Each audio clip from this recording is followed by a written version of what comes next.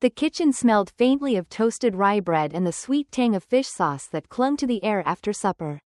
Outside, flakes of snow tumbled in lazy spirals, muffling the hum of Queen Street traffic. In the living room, the Hockey Night in Canada theme blared for a moment before someone muted the TV. Leafs vs Habs. Score tied at 2. Maya Tran adjusted her toque on the back of the chair and tried to steady her breath. Her father's hand drummed on the table, a rhythm too sharp for family comfort. Dee Thuy leaned in, her perfume mixing with the bitter scent of burnt coffee from the pot that had sat too long on the warmer. Snowbridge should merge with Tran and Company, Thuy said smoothly, though her smile cut like glass. Jordan will take the lead. You'll still have a place, Maya, but not at the top. Her father cleared his throat, eyes narrowing. It's time to think of family reputation, not your independence projects. We built this name. You either bring Snowbridge under our roof, or you walk out of it. Maya pressed her palms against the cool ceramic of her mug. Steam no longer rose, it had gone cold. The words hovered, heavier than the snow piling on the window ledge. She caught her mother's glance, brief, evasive, fixed on a tiny crack in the wall paint as if staring hard enough could erase what had just been said. Finally, Maya lifted her head. Snowbridge doesn't belong to the family register, she said, voice quiet but deliberate. It's licensed, with escrow clauses. I'm not surrendering that. The silence that followed was brittle. Jordan smirked into his glass of Cabernet, as if the victory was already his. And then, her phone buzzed on the table. A notification lit the cracked screen. Urgent, Northern Way. System lag in Durham. Shipments delayed. Need escalation now. Her stomach clenched. It wasn't just family politics anymore. Out there, in the storm, babies and patients were waiting for blankets and medicine. She pushed her chair back, the wooden legs scraping against the linoleum like a warning shot. The 501 Queen streetcar rattled along its tracks, its metal wheels screeching faintly as it curved past the neon glow of a late-night shawarma joint. Inside, the heater blew unevenly, fogging the windows with a thin film of condensation. Maya balanced her laptop on her knees, the glow from the screen painting her face in pale blue. Her toque was tugged low, earbuds tucked in, though she wasn't listening to music, just the steady click of her fingers over the keyboard. Code scrolling like snowfall. A hydro bill was folded beside her on the seat, the bold red line across the top screaming past due. Every keystroke was a small rebellion against that number. Rent for her tiny Parkdale apartment was due next week too. And her bank account was as thin as the layer of peanut butter on her last slice of toast that morning. Noah slid onto the seat across from her. A Tim Hortons tray balanced precariously in his hands. Double, extra hot. And they had Timbits left. Miracle. His Montreal accent softened the words, teasing a smile from her even as fatigue pressed down on her shoulders. Merci, she murmured, wrapping cold fingers around the cup. The steam rising from it smelled of sugar and burnt roast, a comfort more than a taste. They worked like this often, bouncing between coffee shops, their cramped apartment, and sometimes the TTC itself. The streetcar's rocking rhythm their metronome. Each crash, each bug fixed was a small triumph, celebrated with whispered curses and quiet high-fives under flickering streetlights. One night, at a community co-working hub near Dundas Square, Dr. Amina Haddad stopped by their table. She was a respected CTO from Ottawa, in town for a panel. She studied their prototype, Snowbridge, the way someone might examine an intricate ice carving. You have something here, she said, adjusting her glasses. But don't be naive. Guard your IP. Use escrow. Protect hospitals and retailers who will depend on this in winter. They need reliability, not family politics. Maya nodded, the words sinking deep. Contracts are boundaries. Amina's voice echoed long after she left. By spring, Snowbridge had its first real test. Northern Way Retail signed a pilot for its warehouses in Montreal and Halifax. Maya and Noah watched the system crunch supply chains during a late-season storm. Rerouting trucks before highways closed. Shelves stayed stocked. Deliveries arrived on time. Zoe Tremblay, Northern Way's logistics manager, sent a note that made Maya's chest tighten with pride. you just saved us 28% in waste. More importantly, you kept baby formula on shelves. Bravo. For the first time, she felt the storm could be turned into strength. But victories are fragile. One muggy June evening, as ceiling fans squeaked above a family barbecue, her phone buzzed again. A message screenshot forwarded from a friend, Jordan's name at the top. A quote circled in red. Snowbridge is just an algorithm. Easy to replace. Optics matter more than code. Maya stared at the screen, thumb hovering. The laughter from the backyard carried in, mingled with the smell of grilled corn and charred hot dogs. Inside, her hydro bill sat unopened on the counter. But that suddenly felt trivial. Jordan wasn't just dismissing her work. He was trying to erase her. She closed the phone with a snap. Outside, thunder rumbled, not just weather, but a warning. The glass towers of Bay Street glimmered like ice at sunset, their mirrored windows catching the last streaks of orange. Inside one of those towers, Jordan Leduc's voice carried across a boardroom lined with leather chairs and a skyline view. His tie was too tight. His smile rehearsed. Snowbridge isn't just a product, he told the investors, spreading his arms as though revealing a gift. It's a vision, and this family, our family, will take it global. Maya sat in the back, half invited, half excluded. She could smell the faint trace of cedar polish on the boardroom table and the sour note of oversteeped tea in the paper cups. Every slide Jordan clicked past was hers, her algorithms, her diagrams, stripped of the annotations she had labored over at 3 a.m. He didn't mention her name once. Dee Twee perched near the head of the table, nodding approvingly, her hands folded neatly in her lap. She chimed in between Jordan's lines. Optics are as vital as operations. This is about trust, about legacy. The words dripped with a certainty that dismissed the unseen code beneath. Maya's father shifted uncomfortably. Investors respect clarity, he muttered low, though his eyes flicked toward Maya with something like warning. Don't make this a scene. She pressed her lips together, fingers tightening around the strap of her laptop bag. When the presentation ended, polite applause filled the room. One of the investors, a silver-haired man with a gold watch, leaned forward. Impressive pitch. But if the system is so strong, why the complaints from Northern Way? I've heard whispers of missed patches. Maya's heart jolted. She had sent that patch weeks ago. She knew the logs proved it. Jordan had blocked the rollout, claiming budget timing. Jordan's smile didn't falter. Minor glitches. Optics matter. Not every hiccup in the pipeline. Clients want reassurance, and that's what we offer. Subtext throbbed under his words. Let Maya handle the bugs. I'll handle the glory. On the elevator ride down, the air smelled of cologne and static.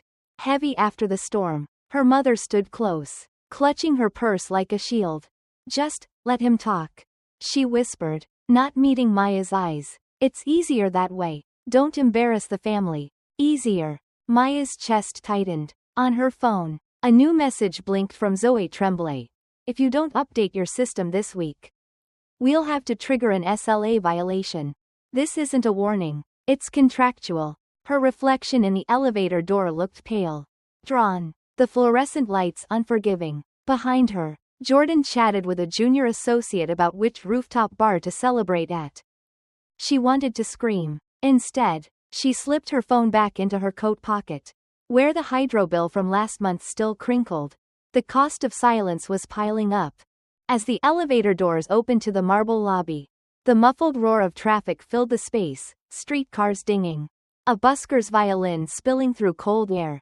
Maya stepped out, her breath catching. If optics were their game, maybe truth would have to be hers. Snow fell in thick sheets outside the Tran family's Scarborough home, muffling the city into silence. The house smelled of simmering pho broth, star anise sharp in the air, but no one at the table lifted a spoon. Papers were spread between them like weapons, contracts, invoices, license agreements. Maya sat straighter than usual, her toque left on the chair behind her. She had highlighted clauses in neon yellow, every word underlined with weeks of exhaustion and steel. Her laptop screen glowed with the audit logs, the cursor blinking like a metronome of patience wearing thin. Her father rubbed his temples. These documents, he began. Voice low. This isn't family talk. Con guy. It feels cold. Maya's throat tightened, but her tone stayed even. It's not cold. It's clear. Snowbridge isn't just code, it's licensed technology. And those licenses come with conditions. If Tran and Company ignores updates, or if training is skipped, the system automatically suspends to protect clients. That's not me disowning you. That's the contract speaking. Silence. The only sound was the clink of her mother's spoon against an empty bowl. As if she stirred just to fill the air. Dee Twee leaned forward, her pearl bracelet sliding against her wrist. So you threaten your own family? You'd rather hide behind papers than blood? Subtext swirled under her words. Your independence humiliates me. Maya met her gaze. These aren't threats. They're safeguards. Boundaries are what keep families, and companies, from breaking apart. Jordan snorted, pushing back his chair with a scrape. Boundaries? You mean excuses. Investors don't want fine print. Maya, they want confidence. And right now, you're making us look fragile. Her mother's eyes flicked up, briefly meeting Maya's, then darting away to the snow piling higher against the window. There was a flash of regret there, or maybe fear. Her father finally spoke, voice rough. Do you have to make this a war? Maya folded her hands over the license packet. Steady. No, I'm making it a choice. I'm offering a rescue contract.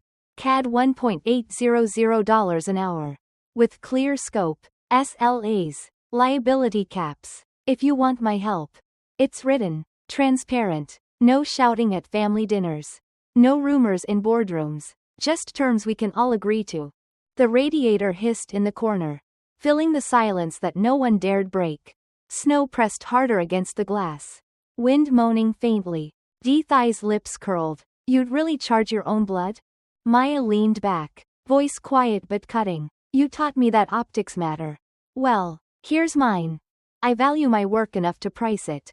If family can't respect that, then family doesn't get a discount.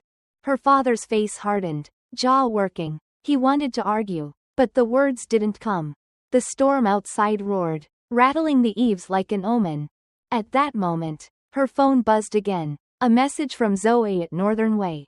Major storm inbound. Durham warehouse already lagging. Need urgent support. If SLA fails, we escalate. Clients are watching. Maya's pulse quickened. She looked around the table, her aunt's disdain. Jordan's smugness. Her father's silence. Her mother's eyes shimmering with something unsaid.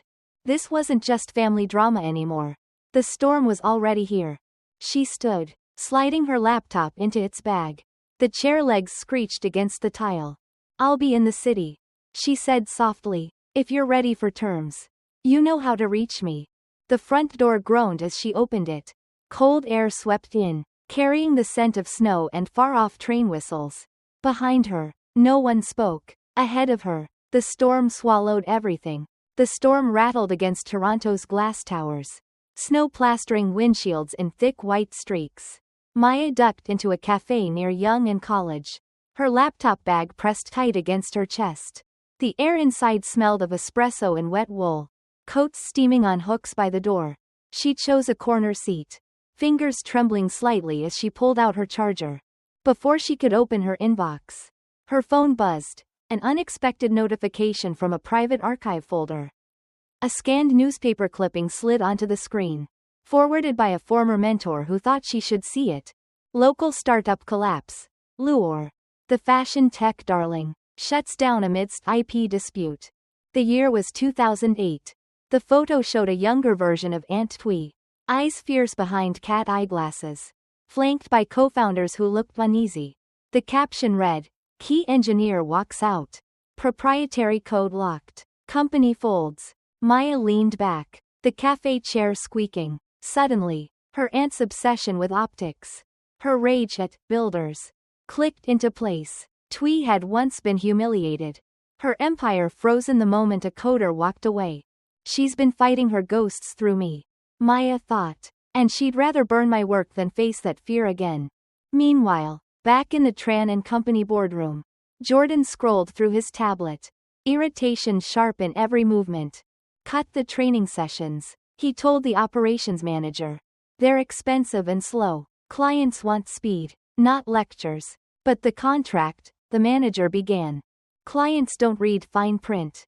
Jordan snapped. Disable it. The order rippled through the system like a hairline crack in ice. Automated alerts pinged silently in the background. Escrow logic detected the skipped compliance modules. A countdown began. License suspension trigger. Unsafe operations detected. Snowbridge wasn't breaking. The family's negligence was. Back in the cafe, Maya's phone vibrated again. Caller ID.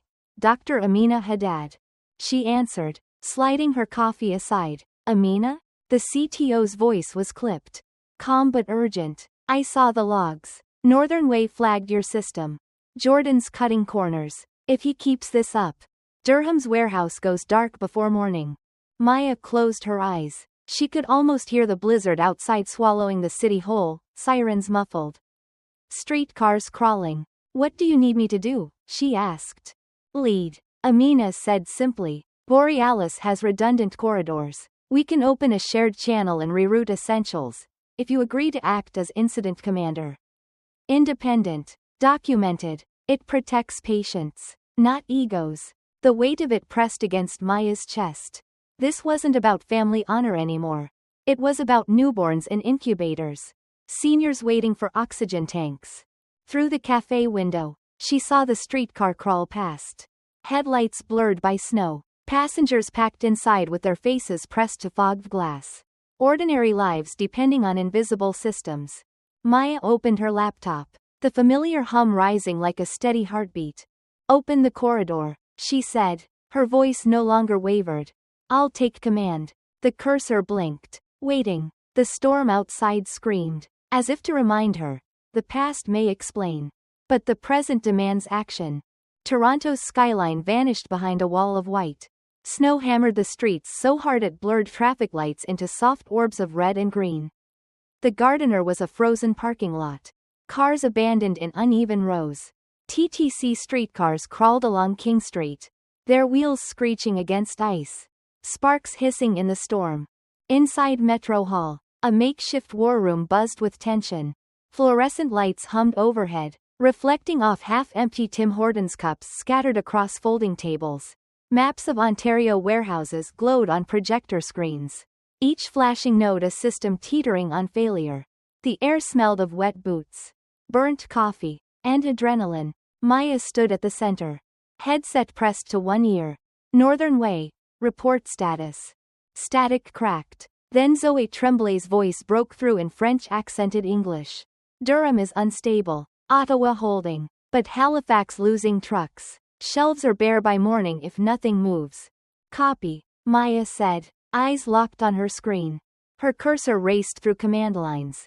Hands trembling but precise. Noah sat beside her, typing so fast his fingers blurred.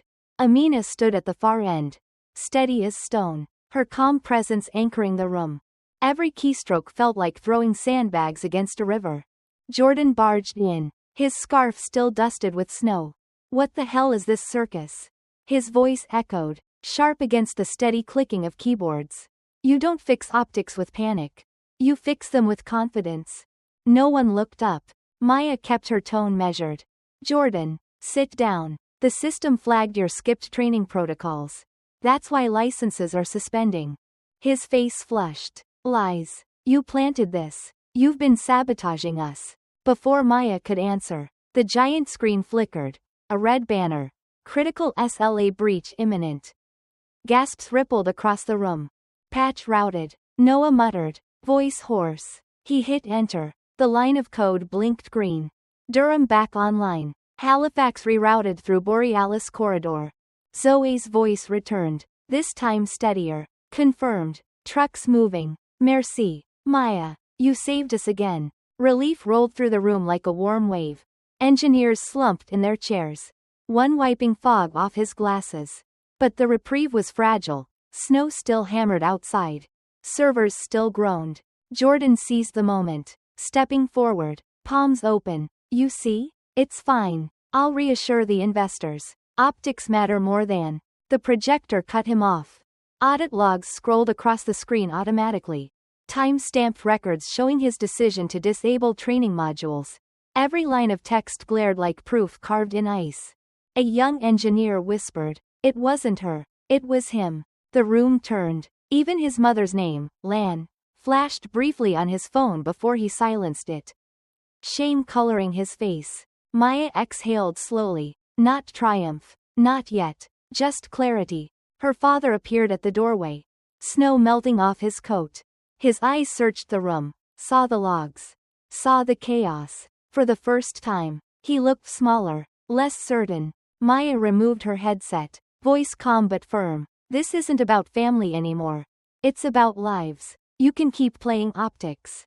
Or you can sign the rescue contract." Outside, the blizzard roared, rattling the windows so hard it felt like the city itself was listening. The storm hadn't broken yet. But for the first time, Maya held the center of it. The storm broke 2 days later, leaving Toronto under a crust of ice that sparkled cruelly in the weak February sun. On Bay Street, the Tran & Company Gala was supposed to be a glittering showcase, crystal chandeliers, champagne towers, polished speeches about legacy. But the blizzard had gutted attendance. The ballroom smelled faintly of melting snow and stale perfume. Chairs half empty, tables lined with untouched canapes. Maya wasn't there. She stood in a crowded community hall in Scarborough, where condensation fogged the windows and boots clumped together near the entrance. The potluck stretched across 3 folding tables. Foil trays of butter chicken. Tourtière steaming beside foie gras. Fresh bannock still warm. Children ran between chairs. Hockey sticks tucked under their arms. Laughter bouncing off the walls. When someone handed her a plate heavy with rice and salad, the aroma of ginger and garlic filled her nose. For the first time in weeks, she exhaled without a knot in her chest. Zoe Tremblay arrived late, snow still clinging to her parka. She placed a tray of maple squares on the table and squeezed Maya's shoulder. "Tu es sauvé nos hôpitaux," she said softly. "Merci." At the other end of town, Jordan fumbled through a half-hearted speech at the near-empty gala. His voice cracked as audit logs circulated on social media. Screenshots scrolling across phones faster than he could deny them. Hashtags trended. Hashtag boundaries not blood. Hashtag Snowbridge saved us. Investors whispered, not to him, but about him. Later that week, Maya sat across from her father in a Tim Hortons booth. The vinyl seat squeaked as he shifted, his coffee cooling untouched between them. Fluorescent lights hummed overhead, and somewhere behind the counter, someone shouted an order for a double-double. He looked bolder, the lines on his face deeper. "Con guy," he said quietly, "I was wrong. I put pride above you. Above the work. Can we fix this?" Her mother, Lan, sat beside him, hands folded tightly. "Only if we do it properly," she said, voice steady. "Therapy, transparency, and Maya sets her own terms." For the first time, Maya saw her mother not as the quiet shadow, but as a shield finally raised. Maya nodded slowly. "If Tran & Company wants to work with Snowbridge, it's probation, audits, no shortcuts, and my role stays independent. Boundaries aren't negotiable." Her father swallowed hard, then nodded. "We'll try." Twee didn't come, but word spread she had stepped down from public relations, her face absent from the next press release. Jordan, cornered by backlash, accepted a smaller role, community liaison, running charity drives and moving day projects where his charm could finally serve without wrecking. A week later, the Scarborough Community Hall hosted another potluck. This time, Maya spoke briefly at the front, microphone squealing before steadying. Her words were simple. Family is not just blood. Family is the people who respect your work, who stand beside you in the storm. Contracts are boundaries, and boundaries protect love. Applause rose, soft at first, then strong, echoing against the rafters. Someone passed her another plate, warm bannock topped with jam, and she laughed, a real laugh this time, not forced. Outside, the ice was melting, dripping from eaves into puddles that reflected the pale sun. The storm had left scars, but also clarity. March sunlight spilled across Toronto like liquid glass, the last of the snowbanks shrinking into gray puddles. At Humber Bay, Chunks of ice cracked and drifted slowly toward the lake, their edges glistening in the thaw. Maya stood at the shoreline, toque stuffed into her coat pocket. The wind cool but no longer biting. Beside her, Noah skipped a stone across the water. It bounced 3 times before sinking. He grinned. Better than last week, he said. Maya laughed softly, her breath no longer a fog. She reached for his hand, their fingers cold but steady. Behind them, the new sign for North Star Flow leaned against a van, waiting to be mounted above their shared office. It was more than a name, it was a promise. Snowbridge had merged with Borealis under her terms. A joint venture built on respect and accountability. Tran and Company had signed on, not as owners, but as clients on probation. With every transaction logged, every shortcut barred. In the corner of her phone, unread messages blinked, her father's cautious updates from therapy sessions, her mother's gentle notes about trying to listen more. Even Aunt Twee had sent a single line. I hope you don't make my mistakes. Maya hadn't replied yet, but she saved the message. At the community launch event, the potluck tables reappeared, poutine beside bangoon, bannock beside maple cookies. Kids painted cardboard cutouts of delivery trucks, coloring them in bright reds and blues. The air buzzed with a quiet joy, the sense that something fragile had been rebuilt. Not as it was, but as it needed to be. Maya took the microphone. The crowd hushed, plates clattering softly in the background. Snow taught us boundaries, she began, her voice even, carrying. Storms taught us resilience. And now spring teaches us this. Respect isn't inherited. It's maintained, like any good system. North Star Flow isn't just about logistics. It's about people. It's about trust. And trust begins with transparency. Applause rose, warm and unforced. As she stepped down, Zoe from Northern Way pressed a loonie into her palm. Smiling. For luck, she said in French. Not payment. Maya laughed, the coin cool in her hand. I'll take both. Later, walking back along Queen Street, she and Noah passed a dépanneur with its door propped open. The smell of instant noodles and newspaper ink drifted out. Maya glanced at him, eyes bright. Next storm, she said. We'll be ready. He squeezed her hand. No, we'll be ahead of it. The city lights flickered on, reflecting off wet pavement. Somewhere behind them, her family was learning to mend itself. Ahead of them, the road stretched open. Not easy, but theirs. And for the first time in months, Maya felt light, not because the storm was gone, but because she had chosen how to walk through it. Storms, whether blizzards outside our windows or conflicts around our family tables, have a way of showing us what really matters. They remind us that respect and trust are not automatic. Even in families or long-standing relationships, they must be maintained, like shoveling the walk after heavy snow, or checking the locks before a long winter's night. Maya's journey was never just about technology or contracts. It was about learning that boundaries are not walls, they are bridges that protect both sides. For many Canadians, this lesson feels familiar. We juggle high housing costs, rising hydro bills, and the quiet weight of expectations, sometimes from parents who lived a different Canada, sometimes from colleagues who measure us by optics instead of substance. But the truth is simple. Your value is not negotiable. You don't need to diminish your worth to belong. Boundaries can feel harsh in the moment, but over time they create space for healthier love, fairer work, and stronger community.